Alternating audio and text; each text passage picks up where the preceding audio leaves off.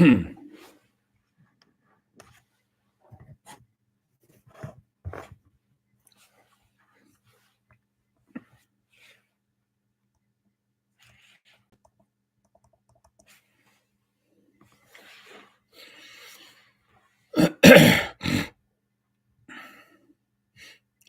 Education Lecture Series. All the listeners of Health Education Lecture Series, welcome to my show, Health Education Lecture Series, Sehat Vigyan, a journey of the life. How the life starts, how it runs its course, and what are the problems during this course he faces and wins, and the life survives. So, all these things. Today is the time of English lecture, and this will be the last lecture for the previous all lectures, because we are giving some synopsis of whatever we have done till now in my Sehat Vigyan Health Education Lecture Series, how the life was created. So today, in my previous lectures, I one day I give briefings in Punjabi, and on the other day, like it was in Hindi, and today it is the English program, so that we can sum up all the things which we have discussed in the previous lectures up to now. And today I will give a briefing of all those things so that we can go advance in the life story. That after that, how this life was running and what were the problems further on in this course of the life. So I told you about this thing that this life is created by male and female, and male part has its spermatozoa to share with them, and I have described you about this preparation or origination of the spermatozoa and the testicles, and how they were prepared, what were the structure over there, and how they were transported to the vaginal area of the females. Means ultimately, this is the union. This is the union after coming from their own hole, after coming from their own house where they were prepared, that is the testis. So they are now traveling into the vaginal areas. This is what I have described you. All the structures, formations of the testis, and everything. I have described it. But ultimately, when I will describe about the different organs later on, yes, again, the same thing will come up, and you can learn about this thing, the how the testes are prepared, and what is the structure of these things, and where the spermatozoas are prepared, and when and how they are transported to the vaginal area. So all these things later on will again come into our lectures. So, but this is the synopsis what we have done at this time. So the transportation of the spermatozoa is into vaginal area of the females, and it is in millions, 120 to 150 and even more millions per ejaculations. And these are microscopic organs. We can check them into the microscopes and just calculate by the microscopic field and estimate that how many these are in one ejaculations, and the total volume of the ejaculation 2 to 5 ml, whatever it is, maybe more or less in individual persons. So all these things we have already discussed with you in my previous lectures. after that after that, a fate, a bad luck starts with the sperms here in the vaginal areas, and that story I have told you about, that the sperms are prepared into the alkaline media, whereas when they enter into the female vaginal area, there is acidic media. And acidic media, they kill them. And not only the acidic media, but there are some other various factors, just like the permanent resident of the female vaginal area is the Dodderlines bacillus. And Dodderlines bacillus remains over there, just like there are fishes in the ponds, so that there should not be anything fungal or anything should grow into the waters. So they eat it up. The same way, in the blind hole of the vaginal area is just like you can the closed street, like that one. So there should not be any fungal growing inside that one. That's why the nature has prepared and managed acidic media over there, so that all the funguses and everything which have appeared here should be killed, should be cleaned up. That is why the nature has maintained vaginal acidic media into the vaginas. And now most of the ladies suffering from the UTI and all that, vaginal discharges and all that. So the basic thing you must learn about this one, that the Dodderlin's bacillus, they are surviving into acidic media, and if the acidic media is not over there, or the Dodderlin's bacillus are dying over there, and then they will not be able to maintain the acidic media over there, and then there will be growing of the fungus. So the basic thing the ladies must learn over here, that whenever they are suffering from any lichorial discharge, there are various factors. We will discuss later on about the licoria, what are the causes behind that one. But the basic thing you must learn, that if there is not alkaline media maintained into the vaginal areas, there may be fungal growth, and that fungal growth may cause discharges or anything else, or many other problems may come up later on. We will discuss it. And after that, not only the acidic media, not only the Dodderlin's bacillus, I have described you that there is another thing in our body. Our fighting force is WBC, white blood corpuscles. These are of the our strength of immunity.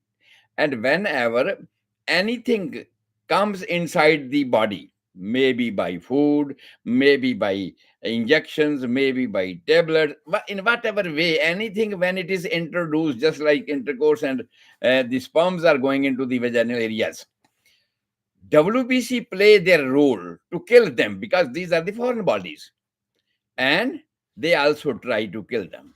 So there are three forces killing the sperms when they are entering into the vaginal areas.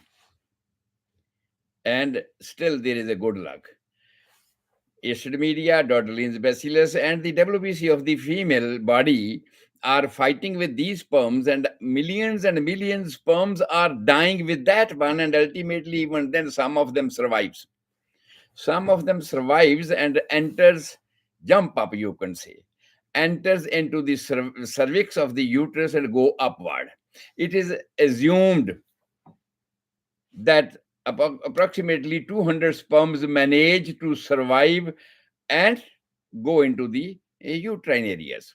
And from the uterine areas, I have given all the time periods how long they can survive into the vaginal areas, how can they survive out of that one, and long they can they takes to travel into the uterus, and how long they can time to take to go into the fallopian tubes, and all that. Everything has been described, because those lectures were complete in one thing. But this lecture is a synopsis of all the lectures.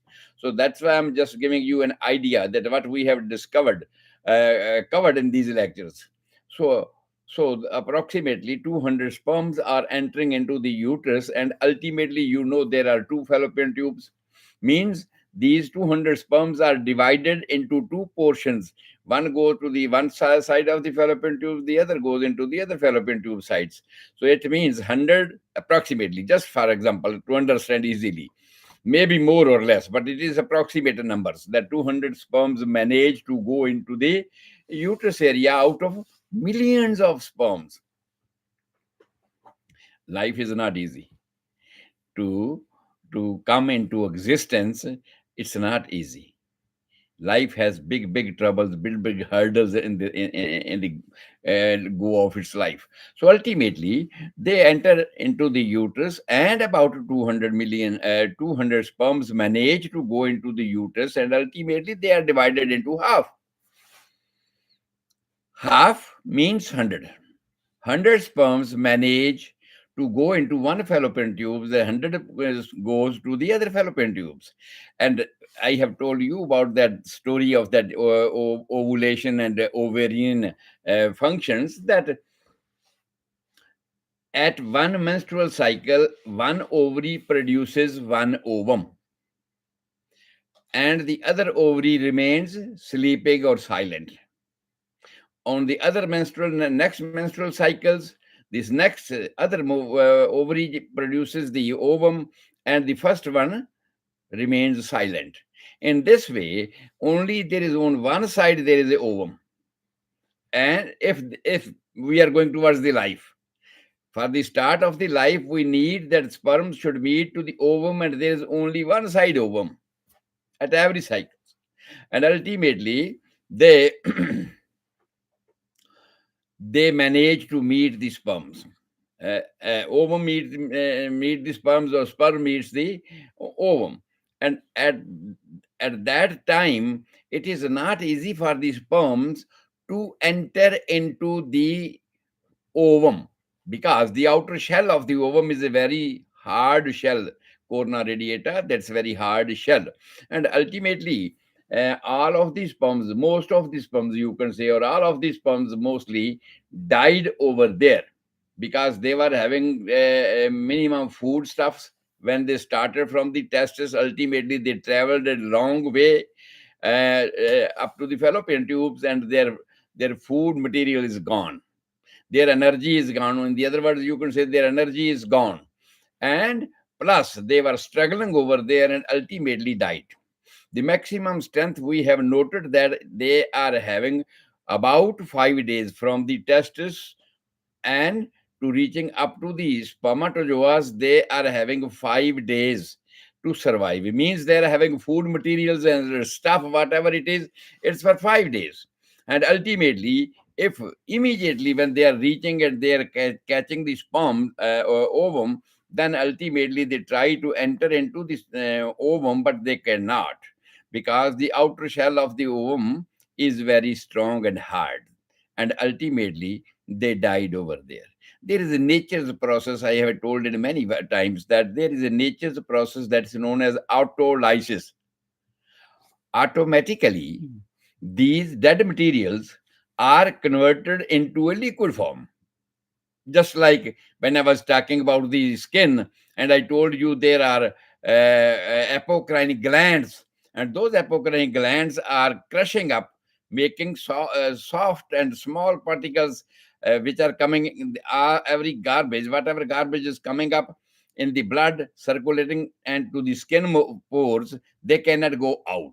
And then the apocrine glands crush them, make them soft, make them dissolvable, and ultimately they come out with the sweating. And the same thing comes over here. That's known as excretions. But this thing is known as autolysis. And with the autolysis mean when whatever happened, this conditions, whatever happened inside the body, some cells are dying, and they are reabsorbed by the system, by the venous system, you can say, into the blood circulations.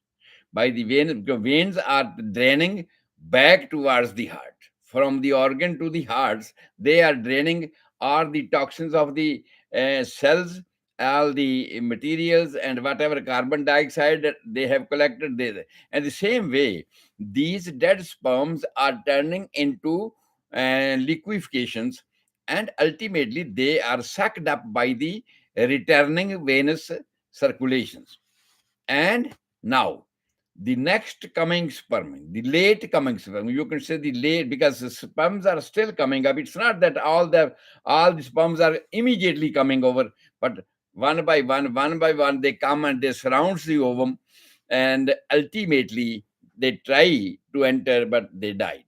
Then now, with this autolysis, a type of acidic material is converted gas, you can say, just like our garbage. If you put garbage for a longer period, you will see gases are coming out of that, and everything in the garbage is dissolved, becomes soft.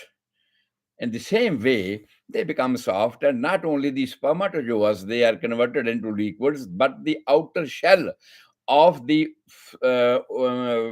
ovum is also converted into soft. And the late coming sperms enter into this ovum and it is fertilized. He managed the late coming sperm managed to enter it because the wall is soft now, because of the acidity produced over there, gas produced over there, and it is easy for him to enter into that.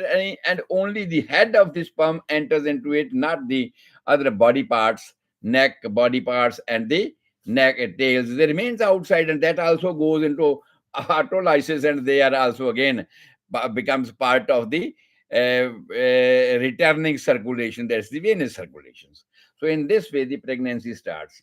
On the other hand, I told you about the formation of the ovum, that after every menstrual cycle, the restart of the cycle starts immediately when there is a bleeding. And after the bleeding, when the estrogen hormone comes into less quantity, means the concentration of the estrogen hormone, which is responsible for producing the menstruation, that declines. The ratio of concentration of estrogen hormone declines into the blood circulation of the female, and that signal goes to the brain. And it tells the brain that now everything has been dissolved, the concentration of the estrogen hormone is declined, and immediately it produces another hormone that is known as a follicular stimulating hormone. It produces the follicles, and side by side, it produces the LH hormone, luteinizing hormones, for the prepare of that damage which was caused into the uterus, and damage prepared it was into the ovarian ovary. When the ovum has come out, the remaining shell, that is known as corpus luteum, that is also repaired after that one for the further next course. So it is repaired over there because of the follicular stimulating hormone, and maintained it with the LH hormone as well. So these two hormones are produced from the pituitary glands in the brain, and they circulate into the blood, and ultimately whatever the portion reaches into the ovary, they suck it up. Whatever the portion remains into the uterus, they suck it up and repair the internal linings which was damaged during the menstruations. And when it was damaged during the menstruations, a new process again starts. And I told you about that one. The ovary is a oval shape and it has two coverings, the outer and inner, cortex and medulla. And from the medulla of the ovary, again, the oocytes start developing under effect of the follicular stimulating hormone. And then ultimately they grow and form. Because I will not give the details about this one, because I have already given many lectures about this one. I will just give you the briefing that with the oocytes, an ovum is prepared. And ultimately that ovum becomes larger, and 14 days before the next onset of menstruation, when the next menstruation will come, this is a fixed period. Nature has set up this one for many other calculations, so that it should be calculated further the pros and cons of the life. What happens, it is in this way. This is known as ovulations. When this ovum comes out of the ovary under effect of the LH hormone and estrogen hormones, ultimately it travels into the broad ligament, which is covering the whole female genital organs in the pelvic area, and then it reaches to the fallopian tubes. That story I have already told you, and now we were here that this ovum is lying into the fallopian tubes, and the surviving some of the sperms are reaching to him, and ultimately they are surrounding to him, but because of the hard shell of the ovum, they are dying. And when they are dying, the autolysis process, they suck them back to the circulations, and ultimately late coming sperm enters into the ovum, and that is known as fertilized, impregnated ovum, fertilized ovum, and the pregnancy has begun. ultimately settlement of the pregnancy. I have told you many things anatomically and structurally, but many other things I have told you that the length of the fallopian tube is 10 to 12 centimeter, and ultimately the long length or the less length of the fallopian tube causes sometimes many of the problems. But just imagine it's normal. It's normal, and in the normal course of times, ultimately, this fertilized ovum, the name is changed now, that is known as blastocyst, and that enters. What are the changes are occurring inside it? That was the genetically I have described you about that one, that 23 pairs of chromosomes of a sperm head and 23 pairs chromosomes of a female head, they are matching to each other, and out of those 23 and 23, one pair on both sides is a sex chromosome which has the characteristics of their previous generations, mother and father and whatever they are, and they are having preserved the characteristics of those, and ultimately they match with each other. They match with either, and this fertilization blastocyst starts developing, and due to the pressure, internal pressure, it grows outside the finger-like projections on the surrounding of the blastocyst, and ultimately it travels towards the uterus, and on 21 day from where first day of last menstruations, in 21 day, first day of from counting from the first day of last menstruation of a female, it is entering into the uterus. It enters already, and then within 2 to 3 days, within 23 days from the first day of last menstruation, it is inserted into the uterus, and it is inserted into the inner layer of the uterus, that is called endometrium at this time. But now when this is inserted over there, the name has changed, and we call it decidua. And we describe you about the deciduas. This thing at this time when it enters into the fallopian tubes as inserted is known as embryo. Blastocyst to embryo. Name is changed now, and it is inserted because of its chorionic villi, is the finger-like projections projected on the surroundings of this blastocyst. They become hard, and they stuck with the endometrial areas. Pinch up. And ultimately, insertion starts. Insertion means they are inserted into the endometrial layer of the uterus, and now its name is changed, called decidua. So decidua plays a triple role at this time. One, the decidua basalis, it is supplying food materials from the blood of the mother to the embryo at the times, and the sum of the decidua is covering and supporting this embryo so that it should not fall down, and there should not be abortion or miscarriages, whatever it is. It covers the whole embryo so that it should not fall, and that portion of the decidua is called decidua capsularis. The remaining portion inside the uterus, whole up to the cervix of the uterus down there, that's called decidua vera. And every portion I have described you, what's the role of the decidua basalis? It forms the placenta, and it also forms the umbilical cord, and then the decidua capsularis, then the decidua vera. All the three parts I described you, that what is their function in the development of the pregnancy, you can see the development of life, how they play their roles. And there are some complications over there. I told you about that, those things in my previous lectures, that there are. It's not that easy. There were many more complications. This life has to face that one. There are some genetical problems. There are some acquired problems. This new growing now after 30 15th week of the pregnancy, this is called embryo, and embryo starts again developing. And when we can see that if there be any deficit, now we are able, first of all, when we were not having those type of machineries and everything to check it in the mother's womb, that if there be any problems in the structural or formation of the fetus, but now we have. But at that time, what happens when the child borns, we see there are many more deficiencies in the formation of the body of the newborn child. But now we are able to find out these deficiencies even at the 15th week of pregnancy, means 3.5 months. at that time. And now, if we are able to find out, to detect the deficiencies, then we are able to correct those also. So there are various means nowadays medical science is adopting to cover up all these things. So this fetus develops, and ultimately, up to 20th week of pregnancy, the fifth month, we assume that all the organs are formed. All the organs are formed and in their is proper position where they should be. They are ossified, bones are ossified from different origins, and ultimately they meet over there. And now, the structurally, just like we are making a house, and you see the here will be my outdoor, here will be my kitchen, there will be my living room, this is my drawing room, this is my bedroom, whatever we are we marked everything the same way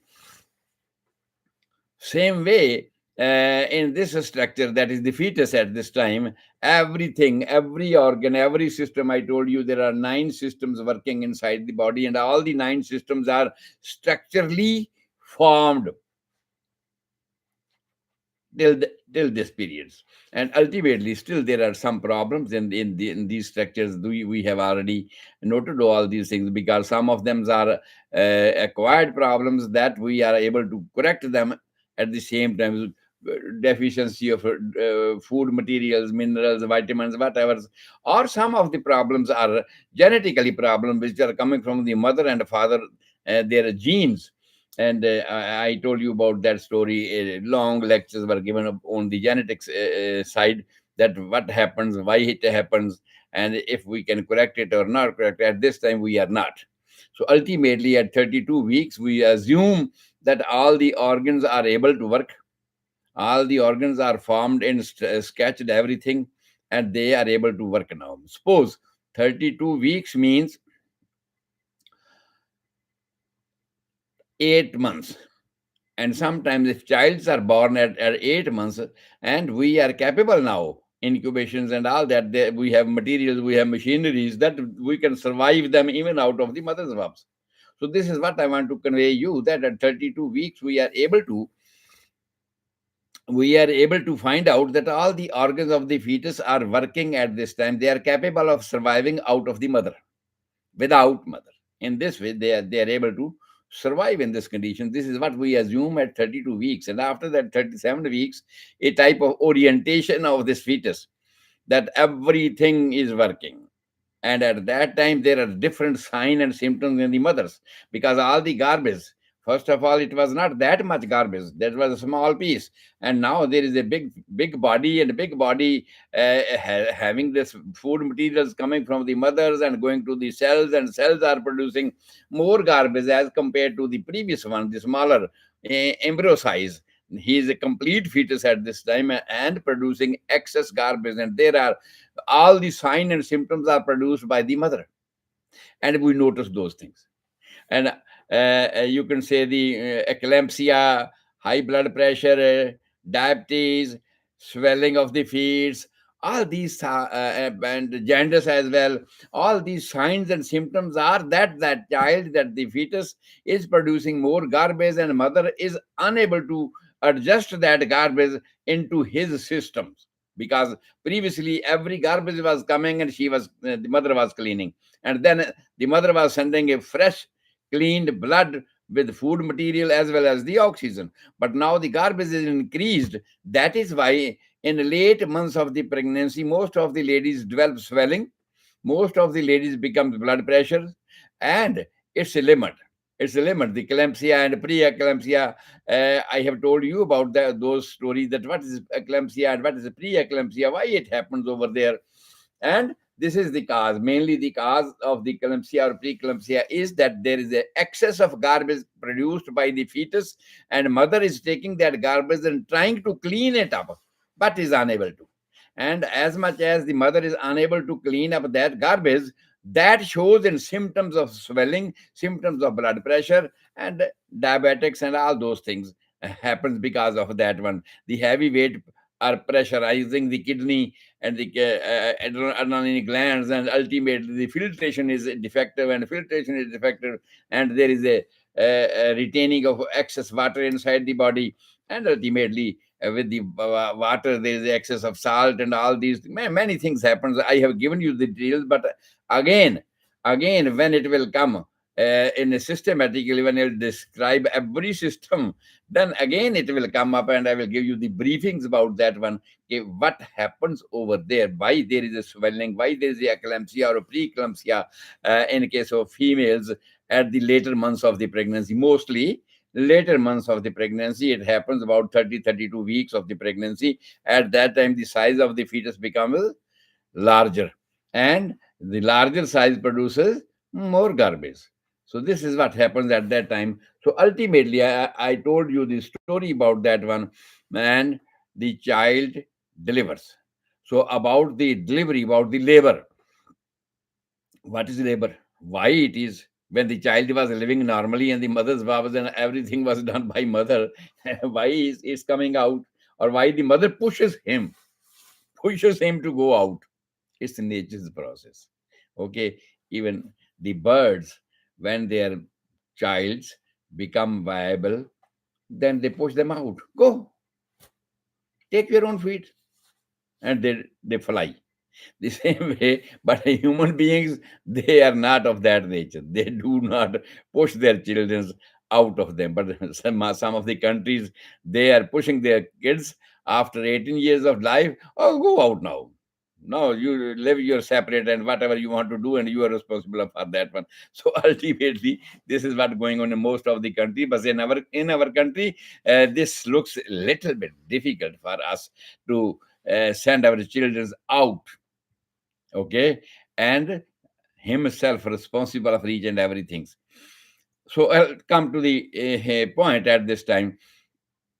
Labor, when a process, when a child and when a fetus from mother's womb comes outside, that is known as labor. And labor mechanism, what was the mechanism of labor, why it happens, all the hormones, why they are produced, what is the causes of producing this pitocin hormone at that time, and how that pitocin play a role in that one, and what happens. So after that, there are three stages of the labor. I told you about that one. The normal period of the labor is about 12 to 16 hours. And I have divided this 12 to 16 hours into by parts, that the first stage will start from this port to this one, the second stage will be from this portion to second this portion, and the third stage will be this portions. And ultimately it comes out. And there were complications at that time regarding the placenta previa. I told you that is the main story, the main complication which a child may face at the time of delivery. But nowadays, we are able to detect all these things before birth, because at that time previously we were not having those kind of machineries, equipments to detect the placenta previa. I told you about that placenta previa, what it is. And when because of the excessive movements of the uterus, that is uterine shuffle, the fetus is not inserted, the embryo is not inserted in the upper portion of the uterus, it falls down. When it comes from the fallopian tubes into the uterus, it falls down, and it is inserted downward. So that's why the fetus grow upward, and then the fundus, this placenta forms at the lower segment of the uterus, and ultimately it comes first. When it comes first, sometimes it is partial, sometimes it's complete, covering the outer opening of the uterus, that is cervix. So that happens sometimes, and if the placenta will come first, you can well imagine there will be heavy bleeding after that.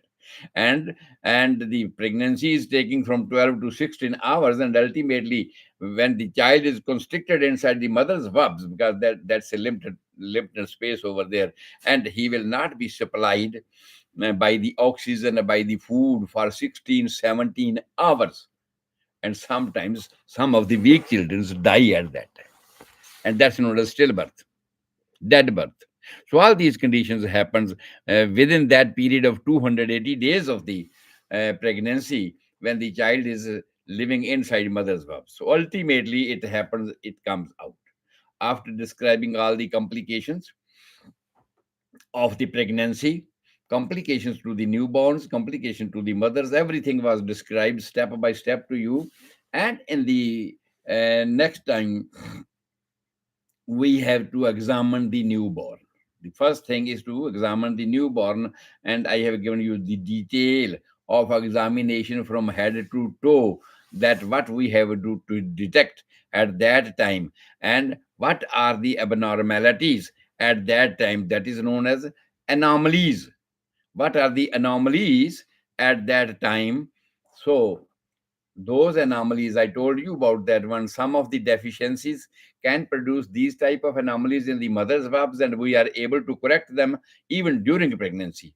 But some of the genetic problems which are not able to correct those things even after that, and after that we take help from the surgery, just like cleft plate, and some of the problems just like the urethra, that is phimosis, some of the problem in the intestine, sometimes the intestines are not joint with each other, because I told you most of the organs inside the body during mother's birth, they are prepared, they are formed in pieces, not at one time. Just like I can give you the example of that one, the intestines.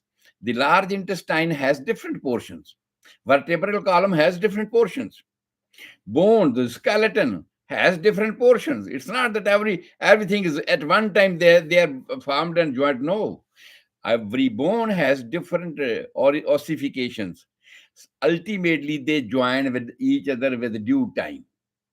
And if they are unable to join within due time, then some of the functions of the life remains not viable. They are not viable. They cannot do that. Just like I can tell you about the phimosis. The urethral opening at the end of the 8th month, normally the phimosis, the outer covering of the urethral opening, is separated. But sometimes what happens due to deficiency or some other causes, that's known as prepuce. The outer covering of the penis of the male child is stuck up with each other. It is not separated. It should be separated, but it is not separated. And previously, urine, stool, whatever, in the mother's baba, mother was taking it, mother was cleaning it. Though mother was suffering from eclampsia, mother was suffering from swelling of the feet, mother was suffering from the diabetes and many other things, but it was cleaning. But now, after birth, the child has to do all these things because all the organs are capable of doing their work. In this condition, child cannot urinate outside, cannot avoid the urine, because the outer shell, the outer covering of the penis, glass penis, is stuck up.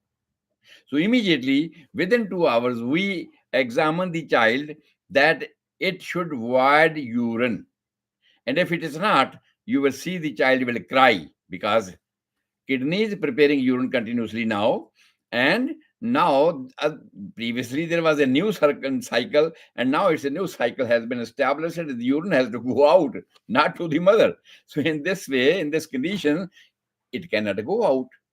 And ultimately we need immediate surgical interventions for this one. And immediately surgical intervention will open that circle, and sometimes you call it sunat, circumcision. Medically is known as circumcision. Sometimes we need to do the circumcision immediately, but doctor sometimes ask the parents that whether you want to know, because this circumcision has been adopted by the Muslim community as a symbol of the religion. That it becomes a problem for other religions to adopt it, even though it's a beneficial at that time.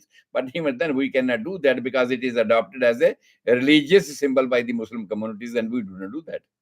So ultimately, we dilate it. We try to dilate, and we try to free the urethral opening so that urine can come outside. One thing. Second, sometimes I told you the intestines.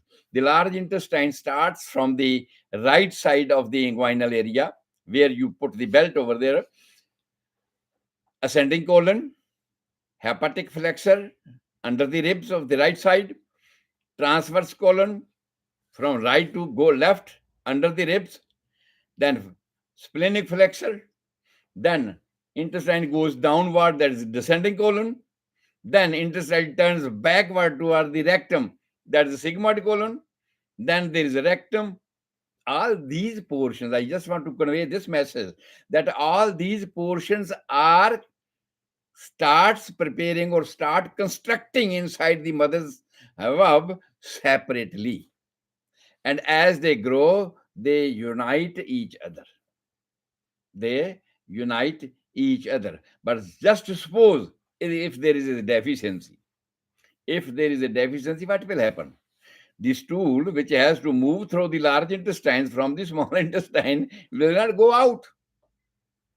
And the first stool of the child is known as melina. Punjabi dasa. And the first stool, that's the greenish type, because it contains only bile. It contains only bile, but after that you give food and then it will circulate and then the color of the urine will be changed. But at that time, that's a green type of stool. Mostly the first stool, meconium. That meconium should come up within 2 hours of the birth. But normally what happens? With the pressure exerted during the labor pain, child void their stool and urine both. And we check that. It's the responsibility of the attending doctor that they should check it, whether the urine has passed or not, whether the stool has passed or not. So if the meconium has passed, if the urine has passed, yes, we are a little bit free because the garbage is going outside. If our home garbage is not going outside, because every week we are sending garbage outside, and if it will not go, what will happen? You can well imagine the same thing. We be sure that the garbage produced inside the body, which was taken care by the mother at that time, and even mother was suffering from the many complications, but now it's out of mother, it should be voided, it should go out. So this is the first duty of the attending physician at that time, that he should make sure the urethral opening and the rectal anal opening, all these should be cleared. And it's only if the stool has passed, if the urine has passed, all these things I have told you about this one. And after that we give this newborn child a name that is known as a newborn. When we are saying this newborn, this label remains for 1 year with this child. Now it's a child.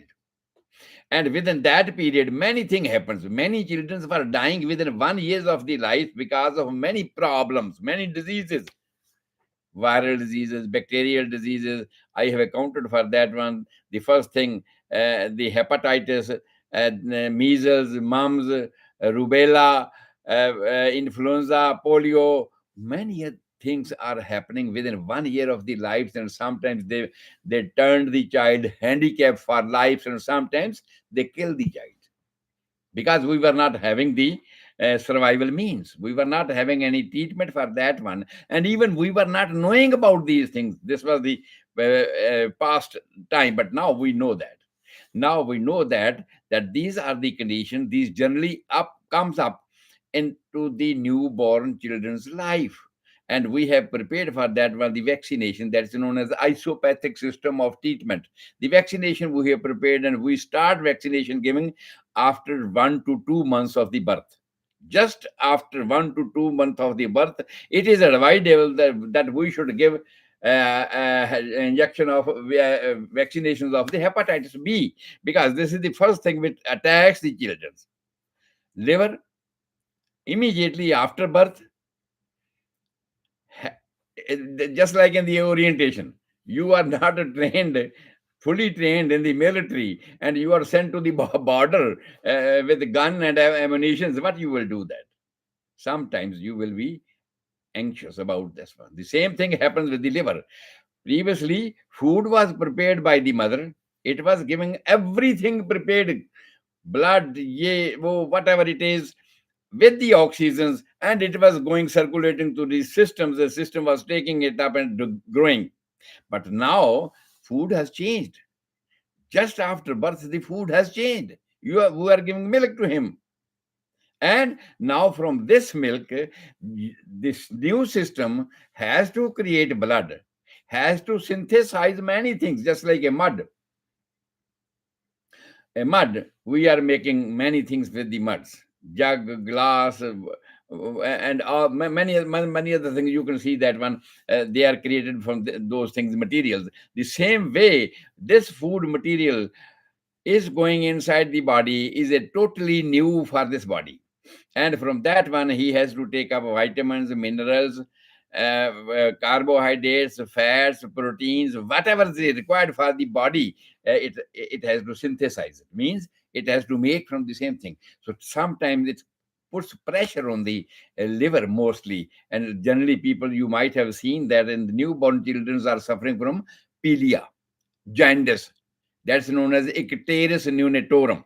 So they are suffering from icterus neonatorum in the just after birth, 3 4 days. Within 2 3 4 days, you see a child is having a jaundice pedia because the liver is anxious.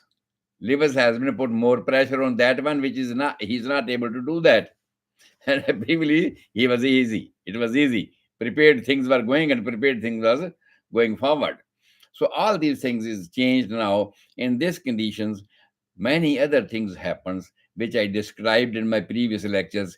What can happen? How can we can cure that one? And after the vaccination, what other complications, which are a routine life of the development at fifth to sixth month of the life of a children when it comes out. Actually, he bonds from the first day of last menstruation. We calculate it, but it was not pregnancy at that time. After 1 week of that one, we assume that it is pregnanted, and it has started life.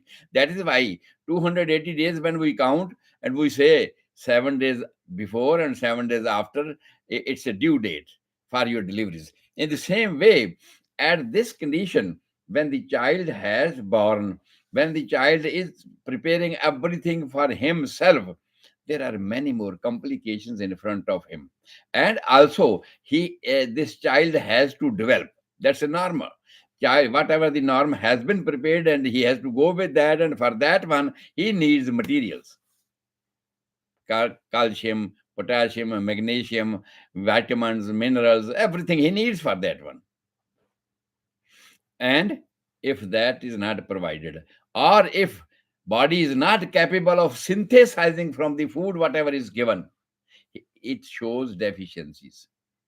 It shows deficiency. And sometimes that's why you might have seen the normal growth period is that every after fifth or sixth month of the in after uterine life, not intrauterine life, when it comes out of the mother's womb, at fifth or sixth month of the life of the newborn, it should show up one teeth, that is known as the incisor teeth, upside or downside, anywhere in the jaw. It should show the first teeth, means a sign of development. But if it is not showing at fifth or sixth month first teeth, what it indicates something is wrong in the supply of the material. Either the material is not sufficient, or material is not competent qualitative. That is why. So again we check it up. Again we check it up, all these things, so that we can manage all those things. A child can have normal teeth at a normal periods, and ultimately within 24 months he should have 20 teeth. Those are known as milk teeth. So this is what the normal time period, as an average.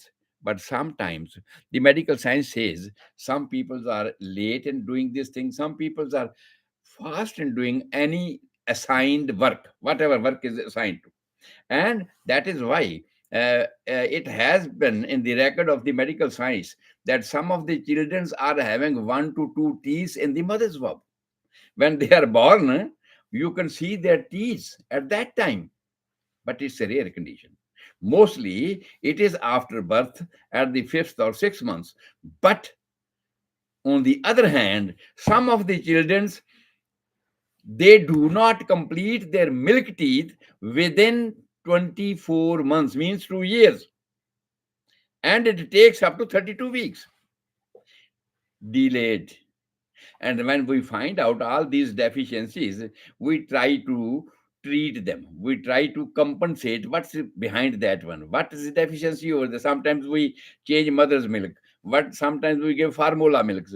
Sometimes we start different kind of foods for that one, so that this deficiency should be covered up and he should have a normal teething. But teething is a milestone to judge whether my child is developing normal or not. Though there are many other norms for the detection of the children, that how we can judge it that my child is growing normal or not. So all these things, normally we check the growth of the children, including weight.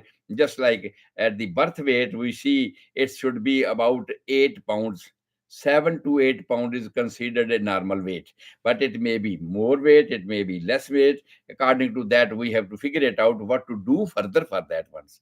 And in the same way, the 19 to 21 inches is the normal length of the height, you can say, because at that time he's lying, he's not standing. So in this way, at that time, 19 to 21 inches he should have a height. But sometimes it may be less. Suppose in case of a girl's female child, it is less. We started from 17 inches up to 20 inches. Whereas in case of male children, we started from 19 to 21 inches. So it is a little difference. And plus, it depends upon the constitution of the parents. That's the genetic character. So sometimes there are some changes, but the normal variations, I told you about that one. The same way about the weight, I told you about that one. So if the child is growing step by step, I give you the details of that one, that how the weight should grow, how the height should develop, everything I told you in these lectures. But again, when the chapter will come of gynecology, I will describe you everything again systematically, so that we can, if you have missed my previous lectures, you can again rejoin all those things and you can find it out what happens in this way. So ultimately, after that, after the 1 years of periods, we give a new title to this newborn children, that is the toddler's age. That is for 5 years. Toddler's age. Many of the complications remain continued, just the vaccinations. We start vaccination in the beginning of 2 months, first 2 months of the life, and after that it continue up to, as a booster dose, up to 14th years of age. It means many of the things we are still watching. He should not suffer from these kind of conditions until the vaccination therapy is completed up to 14 years of age. And within this period, within this period, we have to watch the growth of the child mentally and physically.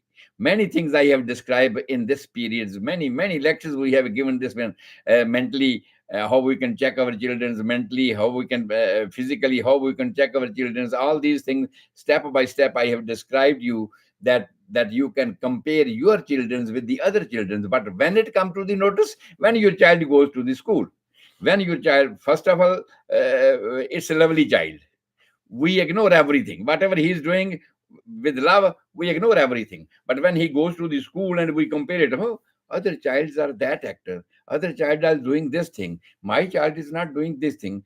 So then we find it out. My child is more active, or my child is less active, and my child is not answering me, my child is not listening me. Other childs are active and more active, and replying fast. So many things I given you at that lectures, that you can judge and compare your children with the other children when they are going to school. And then the school going children, many other things they follow. And I give instructions to the parents at that time, what's your duty at that time when your child starts going to the schools, so that your child should not remain behind. Okay, and if ever there be any deficiency, you should go and consult the doctors, so that they can give you advices, so that your child can develop in a normal phase. And after the toddler's age, means from 1 to 5 years, means 6 years. After 6 years onward, from 7th onward, up to 10 or 12 years of age, is adolescence age. Especially in case of girls, it's up to 12 years of age. But in case of male, it is up to 14th years of age. We consider it as adolescence age. In this adolescence age, I told you, in spite of checking about the growth of the children, mental and physical growth of the children's, you have to watch about what type of other society he is entering in, and what type of other social custom he is joining over there. Sometimes many of the customs you do not like in our custom, they are not acceptable. Many things I will describe over there. 2 3 lectures I gave to the parents in this way, that many things happens when a child starts going to the school or colleges, and they adopt the culture of various other countries, but they are not acceptable in our countries, in our custom, and it creates a tension in our minds. And that's why there is a tension in the families between children's and the parents. There's a big tension because we do not understand, and we do not know how to adjust. Basically, the adjustability, there is a deficiency. Why? Because there is a different level of the IQ of parents as well as of the children's, and children are more convinced by the other societies as compared to the parents, because parents are carefree. Oh, now my child is very active, he can go to school himself, he can do his homework, he can do whatever he needs to do that, but and he's intelligent, so you are carefree, you leave him alone. But he's entering into the new society, and in that society he learns many things which are not acceptable by the parents. That is creating a tension in our society.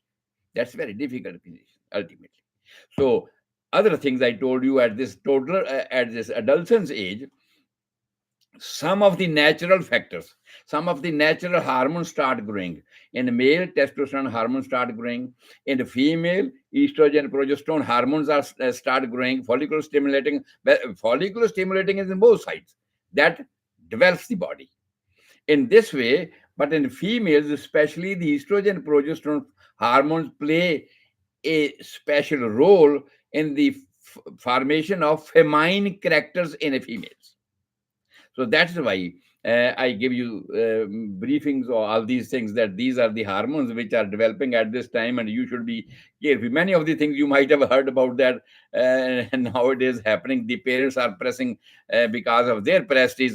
Oh, no, no, no, you cannot do that. The girls cannot do that. The boys cannot do that. And ultimately, what happens?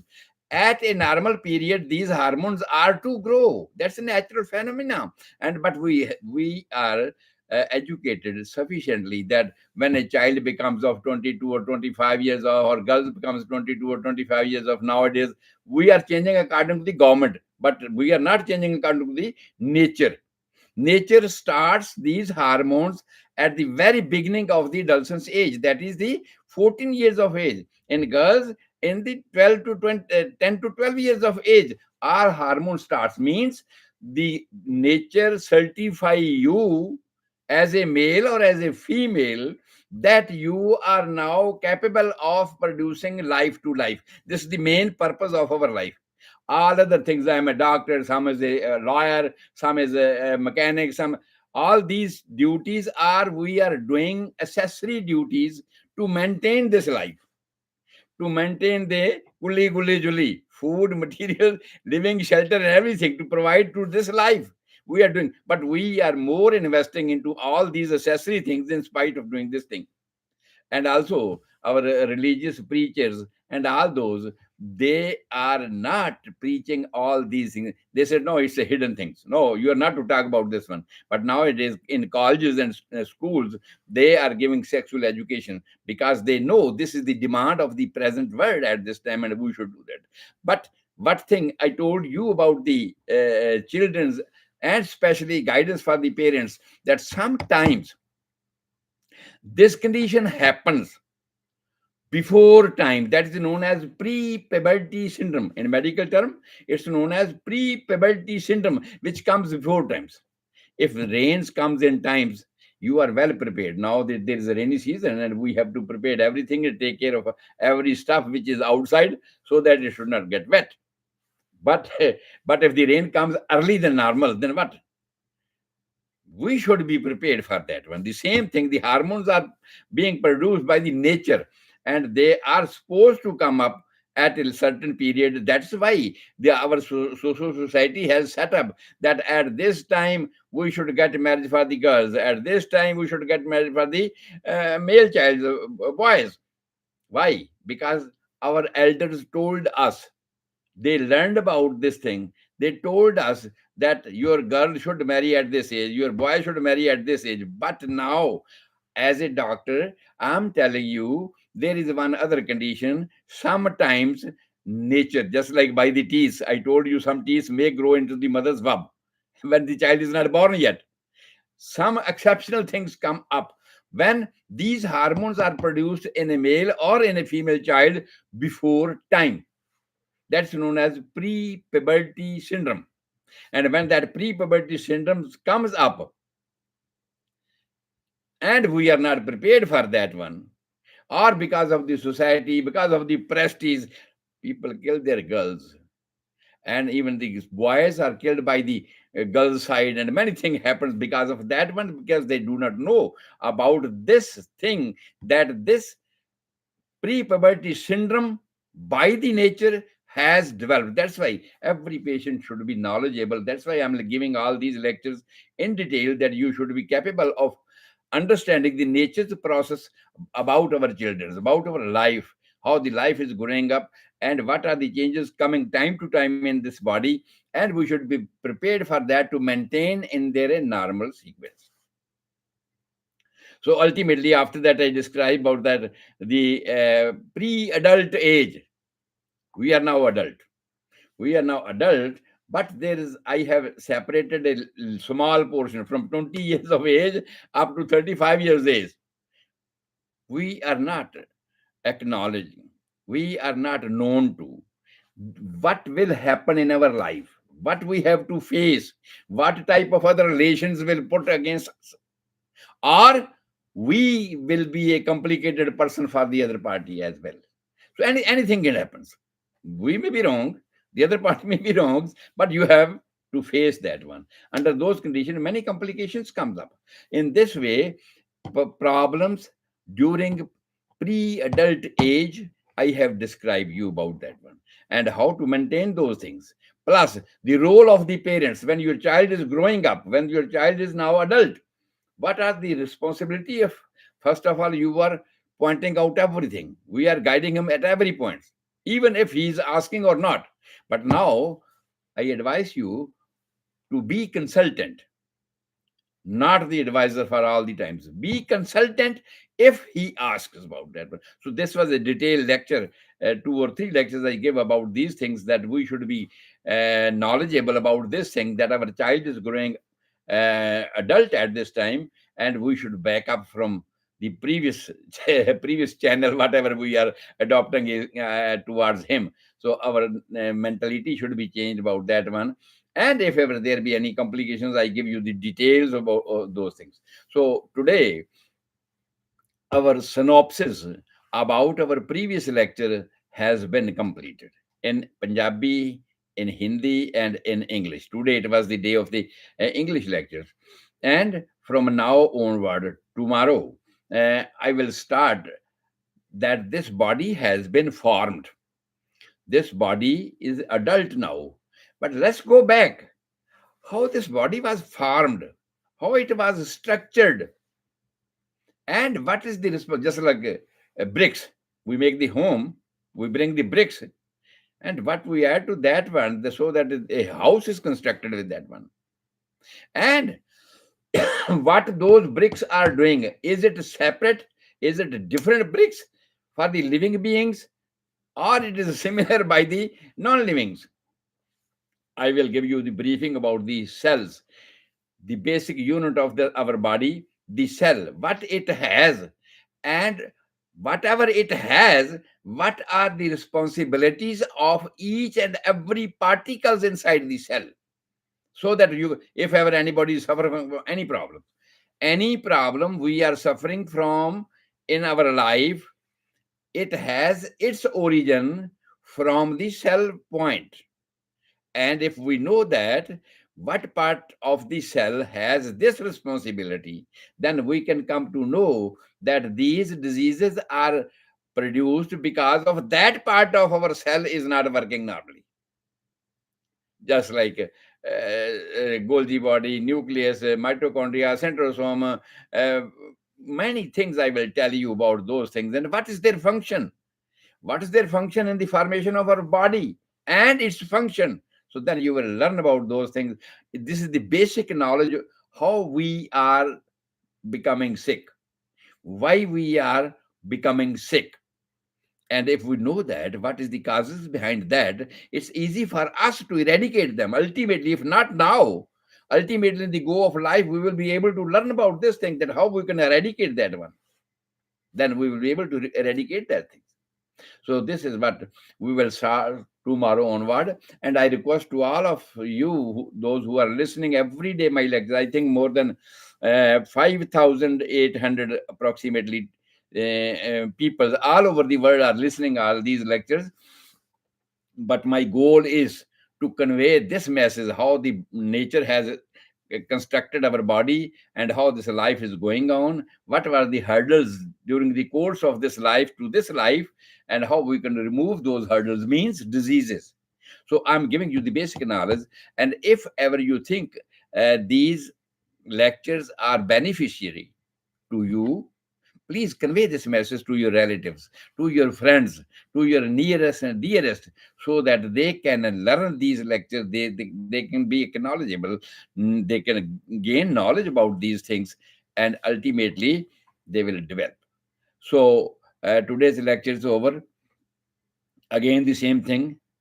Now onward, a basic lecture will start about the construction of this body, so it will be easy for everybody to understand, because I one day it will be in Punjabi, next day it will be in Hindi, third day it will be in English, so that every person who is understanding Hindi, Punjabi, English can understand all these things. But please try to join more peoples, try to convey this message to the whole public, so that it's a free lecture, it's a free knowledge I'm giving to you. Whatever I have gained in 52 years of my practice, after teaching 26 years in medical colleges, since I am in USA since the 96, since then I am teaching my community on I think none of the radio and TVs is here in Canada and in America. Those those have not delivered my lectures. They have delivered my lectures. Even in newspapers, all the newspapers running in Canada and America, they have delivered my lectures. I try to write down everything, whatever I'm speaking now. The same thing, and people were listening and reading and everything. The same thing I'm repeating here, that by this Radio Sabrang, Radio Pravaz, Sanji Soj TV, and as YouTube and Facebook media. Any media you can join and you can listen all these lectures, and you will be benefited in your life. Good luck. God bless you all.